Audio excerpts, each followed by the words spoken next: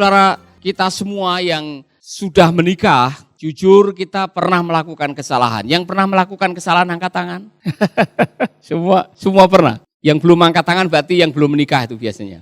Ya kan? Yang sudah menikah pasti kita pernah melakukan kesalahan, saudara. Karena pernikahan adalah pertemuan dua orang yang tidak sempurna. Nah, meskipun janji nikah sempurna dan firman untuk pernikahan sempurna karena itu idenya Allah. Tapi kita yang menikah akan bertemu dengan persoalan, pergumulan, perbedaan, kesulitan. Dan kadang-kadang di dalam perjalanan pernikahan kita akan ketemu dengan banyak kesalahan. Saya membuat banyak kesalahan. Kalau saya mau hitung-hitung semua kesalahan, hampir semua 13 kesalahan yang ditulis di sini saya melakukannya juga. Nah, mengapa kita harus belajar ini supaya saudara-saudara tidak mengulangi kesalahan lagi? Dan saudara-saudara yang masih jomblo, yang mau menikah, ada pelajaran yang bagus untuk menjadi pegangan saudara-saudara. Terakhir kita membahas mengenai kesalahan yang sering dilakukan adalah allowing hurt, anger, and grief to pile up. Kita sudah membahas ini terakhir. Mengizinkan luka, kemarahan, dan kesedihan menumpuk. Saudara-saudara, ketika Anda tidak punya keahlian untuk membuang kemarahan seperti yang dikatakan oleh Rasul Paulus di dalam salah satu suratnya, buanglah segala geram, kemarahan, dan sebagainya. Saudara, Anda akan menjadi pribadi yang kehilangan sukacita. Karena mengizinkan kemarahan menumpuk dalam hati akan merugikan saudara. Kemarin saya sudah menjelaskan dengan saudara-saudara kita yang mengikuti seminar wirausaha bahwa menumpuk kesalahan, menumpuk kemarahan itu tindakan bunuh diri. Kalau saudara menumpuk kemarahan, ya kan, yang jadi korban adalah dirimu sendiri. Akhirnya apa? Anda akan stres. Bukan hanya stres, badanmu akan kena penyakit. Berapa banyak orang yang kena sakit penyakit dimulai dari stres, depresi, marah, dan akhirnya kena kanker. Nah, saya mau mengatakan ini karena dokter saya sudah memperingatkan ini, Pak, waspadai 4 ini dalam hidup saudara-saudara. Saya mau saudara menghafal, waspadai. Stres, semua bilang stres. Khawatir, rasa bersalah, kepahitan. Ulangi lagi, nomor 1 stres, khawatir, rasa bersalah, kepahitan. Jadi 4 hal ini kalau bersarang lebih dari 1 malam, langsung saudara akan menderita. Makanya Tuhan Yesus mengatakan, serahkanlah segala khawatirmu. Jangan kamu khawatir. Makanya firman Allah mengatakan, buanglah segala amarah. Maka firman Allah mengatakan, kalau kamu marah jangan sampai matahari terbenam. Saudara, karena hal-hal ini bisa mencuri, menghancurkan, bahkan membuat pernikahan saudara porak-poranda. Berapa banyak orang yang sekarang ini akhirnya berpisah atau bercerai atau menderita oleh karena tidak bisa memanage hati, tidak bisa menjaga hati. Maka tugas saudara dan saya setiap hari adalah jaga hatimu. Jangan sampai diizinkan yang namanya kemarahan, yang namanya rasa bersalah atau depresi dan sebagainya. Karena hal-hal ini akan membuat Anda bahkan bisa menderita penyakit kanker. Waspadalah. Amin. Jadi sebaiknya bagaimana kalau Anda sedang marah? Sebaiknya bagaimana kalau Anda sedang ditimpa rasa bersalah? Apa yang harus saudara lakukan pada waktu Anda sedang sakit hati? Segera dibereskan. Amin. Dan saudara, kalau itu menyangkut kemarahan, sakit hati, kepahitan, tidak ada obat yang lain. Hanya bisa diselesaikan dengan pengampunan. Tidak ada obat anti sakit hati. Tidak ada obat anti kepahitan, saudara. Obat yang pahit banyak. Tapi obat anti kepahitan tidak ada. Maka kita semua harus punya skill. Amin. Oh Pak, tapi dia terlalu. Saya sudah berusaha, saya sudah merendahkan diri, saya sudah meminta maaf. Dia masih aja mengucapkan kata-kata yang merendahkan. Mau apa? Putus asa, minggat dari rumah. Saudara-saudara, belajarlah mengampuni. Berapa kali kita harus mengampuni? Berapa kali kita harus mengampuni? 70 kali 7. Berapa? Iya, berapa itu kalau dihitung 70 kali 7? 490.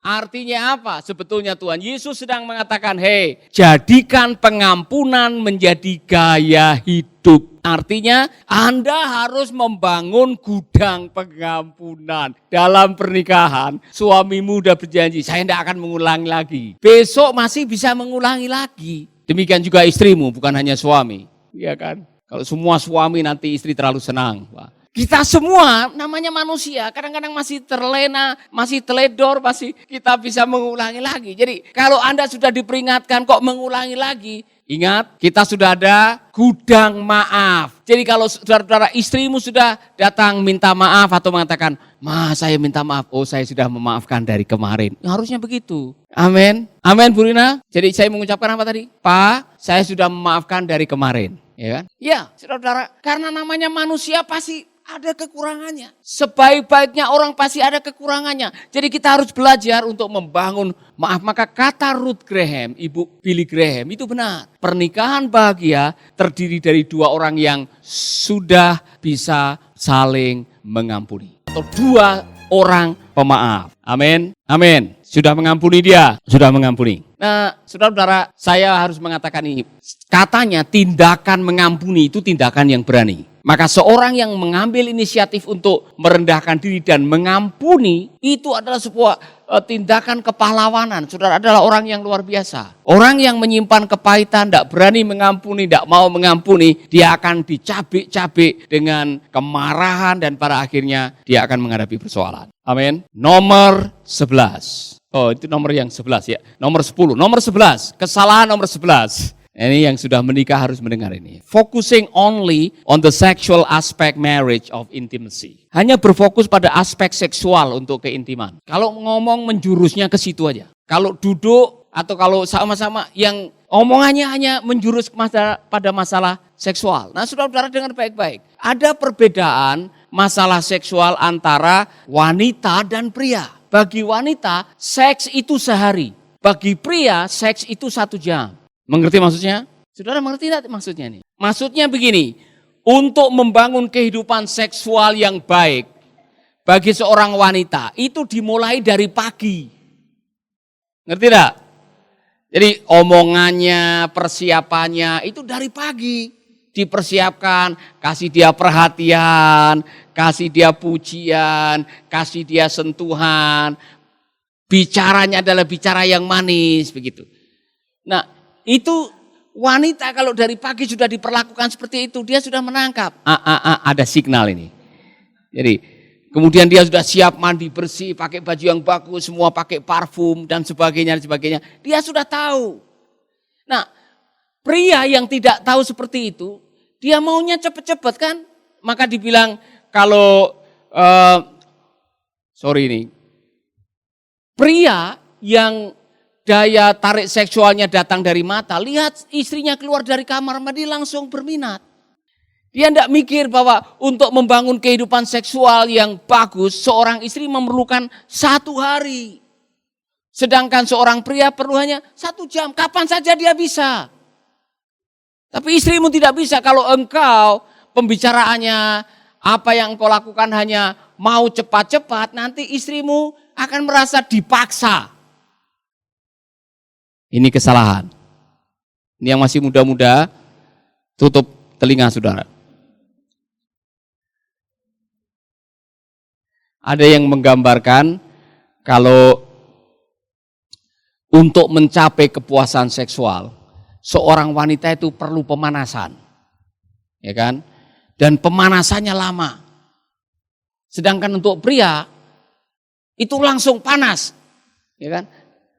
Pria itu melihat, disentuh, itu langsung bisa panas. Wanita tidak seperti itu. Kalau saudara tidak memperhatikan hal-hal seperti ini, perbedaan ini, bisa-bisa seksual bisa menjadi sumber masalah dalam pernikahan saudara. Amin. Haleluya. Kesalahan yang berikutnya. Nah, ini nanti ada pelajaran tersendiri bagaimana saudara bisa mencapai titik klimaks dalam hubungan seks saudara dan sebagainya dalam pelajaran pernikahan ini sangat penting. Salah satunya pria-pria dengar baik-baik, jaga kebersihan. Demikian juga wanita. Ya kan? Karena itu mempengaruhi. Jangan lupa bau harum bagi dirimu sendiri juga senang. Kalau kau sendiri tidak suka mulutmu sendiri baunya, bagaimana pasanganmu kan gitu. Kalau sudah sendiri tidak suka dengan bau keringatmu sendiri, bagaimana dengan pasanganmu? Jadi tolong perhatikan. Amin. Istri-istri, tampillah yang menarik bagi suami. Jangan hanya waktu kondangan atau pergi ke pesta. Kalau beli baju, beli apa segalanya yang menarik, tampillah di depan suamimu. Amin. Suamimu senang karena dia makhluk yang gampang tergiur karena penglihatannya. Yang ke-12. Kesalahan yang ke-12. Menempatkan rasa bersalah pada pasangan Anda. Placing guilt trip on your spouse. Jangan menjadi orang yang suka mencari kambing hitam.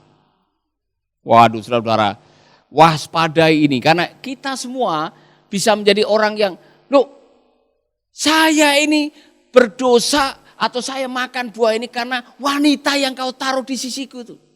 Kemudian wanita ini semua gara-gara ular. Kita semua suka mencari kambing hitam, sulit mengakui kesalahan, dan kalau bisa ditaruh kesalahannya pada orang lain. Nah, saudara-saudara, saya mau mengatakan kepada kita semua, dalam setiap persoalan, dalam setiap pertengkaran dalam pernikahan, dua-duanya selalu terlibat. Dua-duanya selalu menyumbangkan, tidak tahu berapa persen sumbangan persoalan saudara. Setiap persoalan dalam pernikahan tidak boleh hanya dipersalahkan satu saja. Dengar? Kalau saudara setiap kali ada persoalan gara-gara ini karena suami saya nih. Semua suami saya. Kalau dia tidak melakukan seperti itu, saya tidak seperti ini. Saya begini karena dia. Demikian juga sebaliknya. Kalau masing-masing mengklaim dirinya paling benar dan tidak ada yang mau mengakui kesalahan, tidak akan pernah terjadi pemulihan. Karena pemulihan dimulai dari kesadaran bahwa saya salah. Sahabat, Anda baru saja mendengarkan program Making Life Better. Hubungi kami di 0811 3901 144 atau 0811 3901 140. Mari dukung pelayanan Making Life Better melalui rekening BCA 6690300525. Sekali lagi, 6690300525. Atas nama Paulus Wiratno. Terima kasih, Tuhan Yesus memberkati. Making life better, bikin hidup lebih baik.